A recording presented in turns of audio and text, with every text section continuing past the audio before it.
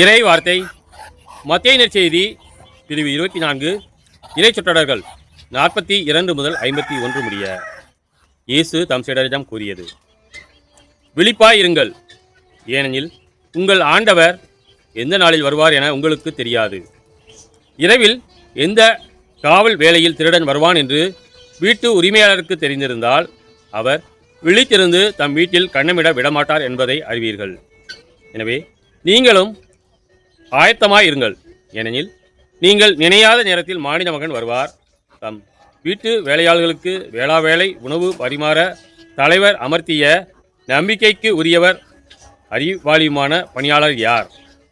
தலைவர் வந்து பார்க்கும்போது தம் பணியை செய்து கொண்டிருப்பவரே அப்பணியாளர். அவர் பேறு பெற்றவர். அவரை தம் உடைமைகளுக்கெல்லாம் அதிகாரியாக அவர் அமர்த்துவார் என உறுதியாக உங்களுக்கு சொல்கிறேன். அப்பணியால் பொல்லாதவனாய் இருந்தால் தன் தலைவர் வர காலம் தாழ்த்துவார் என தம் உள்ளத்தில் சொல்லிக்கொண்டு தன் உடன் பணியாளரை அடிக்கவும் குடிகாரருடன் உண்ணவும் குடிக்கவும் தொடங்குவான். அப்பணியால் எதிர்பாராத நாளில் அறியாத நேரத்தில் அவனுடைய தலைவர் வருவார். அவர் அவனை கண்டதுண்டமாய் வெட்டி வெளி வேடக்காரருக்கு உரிய இடத்திற்கு தள்ளுவார்.